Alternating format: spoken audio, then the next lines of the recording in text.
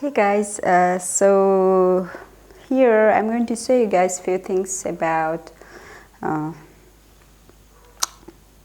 area under the curve, and then how to draw a graph for some motion, and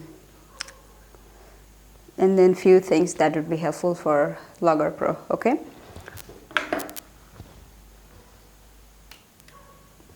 Sorry about that.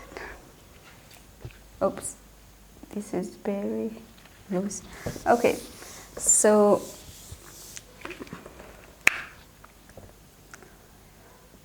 let's look at area under the curve. Okay, so before we look at area under the curve, do you guys know how to find area? Let's say we have a rectangle here. This has a length and then this has breadth. Okay, so the area is given by what? L cross B, right? If we have a triangle, let's say right angle triangle here, right? Then we can say, how do we find the area? This is our base, right? This side here.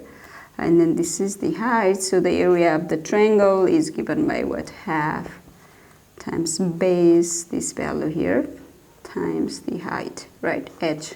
Okay, so this is the area of the triangle here, this guy, and this part here is the area of the rectangle.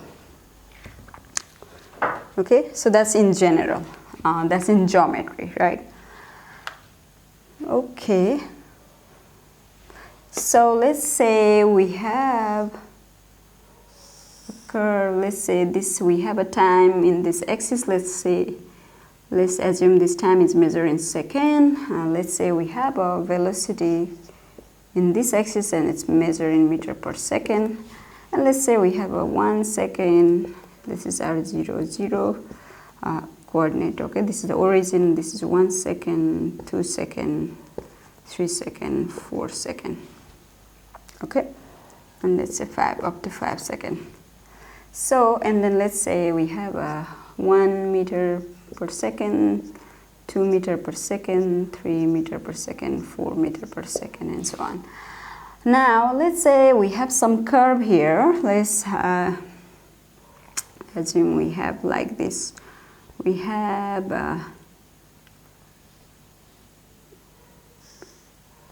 let's make a rectangle. We have this curve here. Okay, it's like this. And then let's say it goes like this, okay? So basically, let me try to make it as straight as possible. So from here, oops, goes out like that, okay? So how do we find the area under this curve? So this is the curve, right? So here, this black line, shadow, right? Black line here. This part here, this is the area under this curve, this curve here. Okay, so how do we find the area? What do you think we can do here? Give a try. Okay, so easy way to do is, what we can do is we can divide this curve into the geometrical shape that we are familiar with, right? So here it's easy to do. So what you could do is, it's called geometrical construction. So you can drop this dash line. It's not there, but we are just making it to solve our problem, right? Okay, so now let's call this as area 1. Okay, area 1. Now let's, because now this is a right angle triangle, right? So let's call this as area 2, okay, this part here. Now, how can we find the area? So let's call total area as A. Now the total area, A total, is just what? A1 plus A2, right? Now A1, this is what? The area 1, but A1 is the what? Area of square, right? Here we have a square. Or if you see like a rectangle, you could write that, but this really almost like a square. Or okay, if you don't see it like If this division are not same here, then that will be rectangle. Okay, but just based on this number, we can say this is like a square, right? So it would be L is square if we have a length. So L is what? 3 minus, well, this is not L, sorry, not rectangle. This is not a square, it's a rectangle. So L times B. So let's say length is what? 3, right? This value here, 3. This whole value here, whole value 3 minus this value gives us this part. So that length is what? 3 minus 2 times the breadth is the height, right? So breadth is what? 2. This value is 2, right? 2. Whole thing is 2 minus this 0 is 2 minus 0. So that gives us what? 3 minus, not 2, I think I wrote this wrong, guys. 3 minus 1, okay? 3 minus 1. That should be 2 times 2 minus 0 is 2. It is actually square. So 2 to 4, okay? Now, what unit can I have? This is area. Do you think can I write meter square here just because this is area? What do you think? No, I cannot write, right? I mean, this is geometrically, we are used to calculating like, area of the, some plane basically. Here, we have to write what is meaningful to us. So the area, how do we find this area? So we have to go back here. This quantity length is on time axis, so this has a unit of second times this B that came from the vertical height, which has the unit of meter per second. So second times meter per second, okay? So second and second gets cancelled and I get 4 meter. See, I'm saying this is area and I got the unit meter, okay? So this area here meaning just the area under this curve, okay? And then now this has the unit meter here because this is meaningful to us. Now you'll see what does this 4 meter mean. So this 4 meter mean really the displacement of the object which went through this motion, okay? Displacement cover, this is the displacement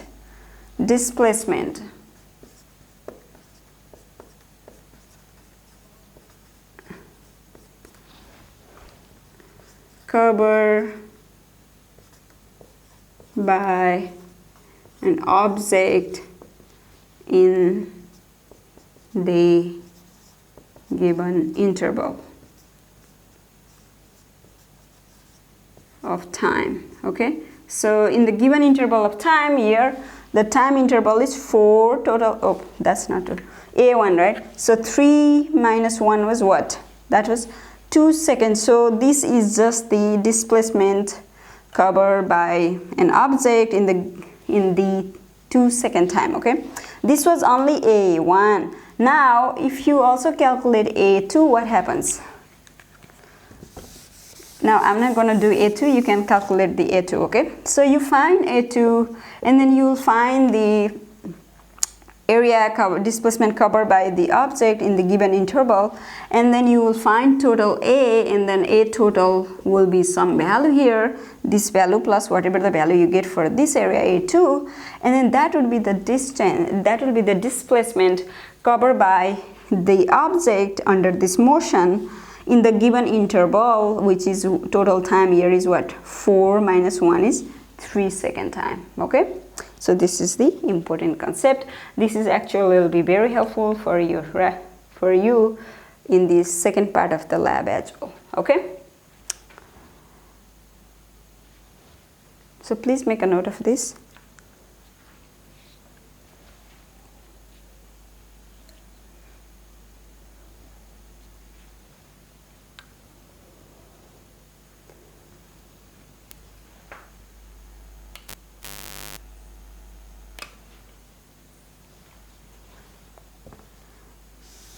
Okay.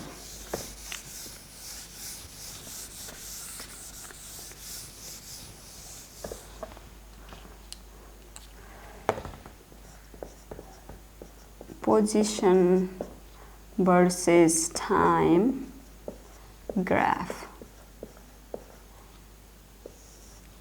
So let's assume we have a motion detector here. I'm just placing it here. Okay, this is a motion detector. Motion detector, and then let's say we have some object here, and then that goes under the motion, or let's say you are standing here.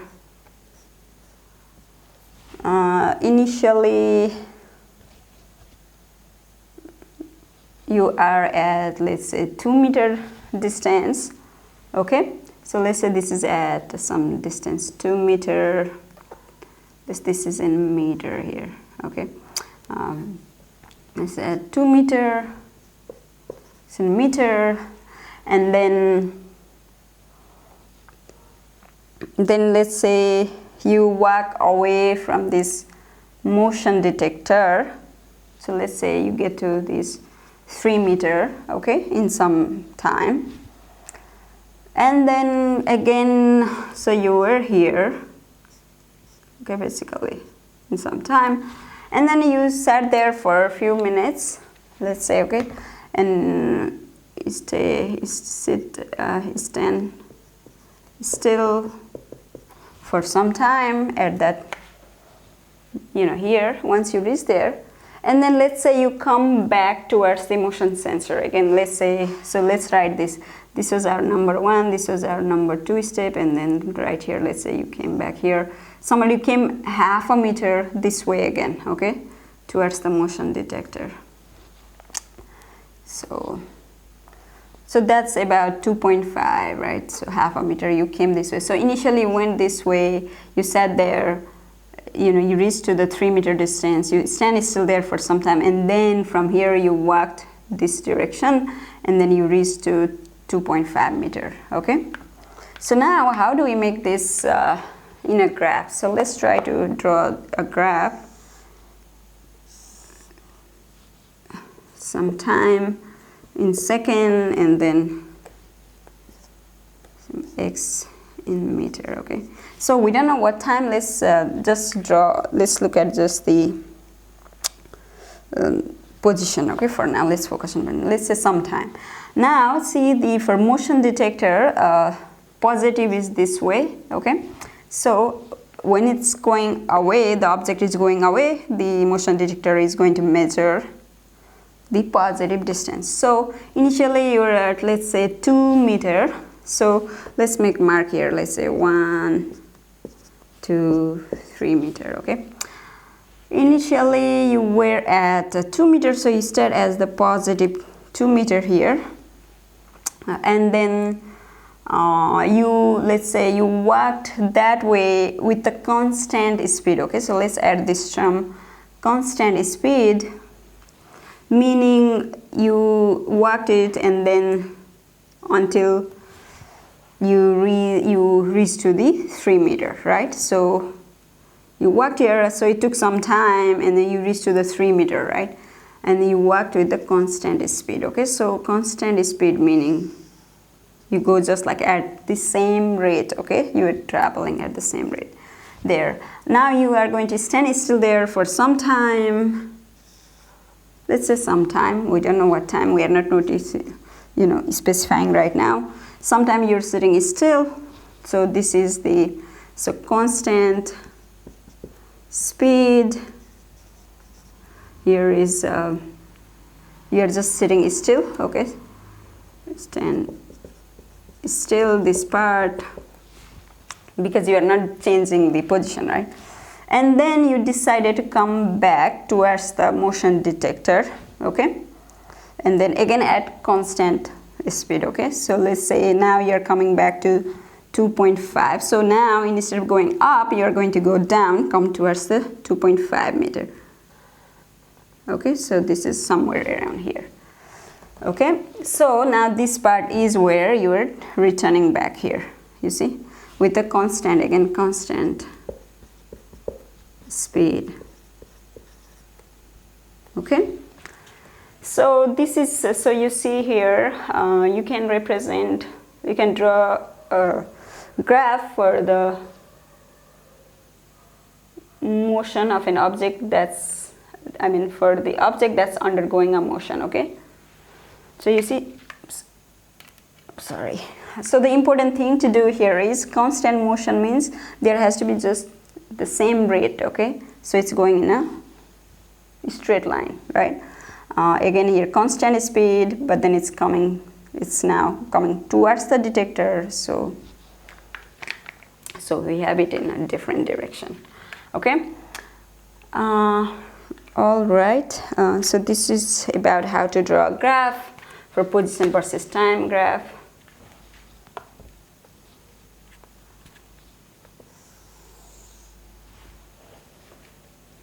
Let's look at feature Logger Pro.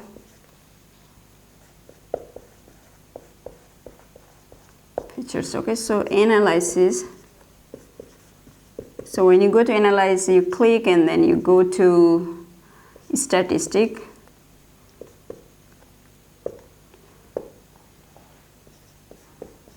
Statistic, what does it do? Another is again analysis, and then another is linear fit. So when do we use the statistic? When we use the linear fit? So the simple example to look back is the one we used in the part 1, where you are given a several measurement of the mass of the volume of water, right? You had like what? Very close number, like 100 gram, 100.6 gram, 101.6 gram, 99.9 gram, and so on, right? So because those values are so close, you can use this feature statistics. What does it do is it gives you average value or mean value. Okay, so let's say for example you have a graph. Your graph is something like this, some x value, some y value. I'm just making general. And the values are kind of like this, goes like kind of almost close value. Okay, then what do you do is if you do the statistic here, then you get the average value here. Okay, so if you do the statistic value, you get the average value. So this is when you use the statistic feature, when the values are very close. So basically this value is very close to this value, very close. So maybe it is like 1.5. I don't know, maybe meter. Another is 1.15 meter. Another is maybe 1.2 meter, or so on. Okay. Now this linear fit. When do we use linear fit? So I'm gonna make it an x and y, just very general. Okay. Let's say you have something happening. There is a sudden change in the quantity, right? Quantity, then you have something like this. So some values, you have graph something, you get the graph like this, right? Okay, maybe I should make a data point before I make. So you have some value here, another value here, let's say another value here, another value here, and then if you connect, you have this linear fit, right? A straight line, you fit the straight line. Now this line will have some slope, right? So that value is what? So you can really find the slope of the curve is what? So you can just do this, right? So this is what? This is like run, this is like rise, right? So slope is what? Rise over run. Basically, when these data points, when the values are not close, but then they are increasing, right? When they are increasing at a constant rate, then we can find this slope. Okay, so in such case where the values are not very close, then we use the linear fit. Of course, if our data line seems to make a straight line, right? We cannot just have a linear fit for some graph that is like totally like curved. Okay, so we use the linear fit here, basically straight line here. We fit the straight line and we can get the slope. Okay, slope from that fit. All right, so these two are the features you will be using it. So it's important that you learn when to use this analysis statistic feature and when to use the linear fit. Okay, all right, that's about it.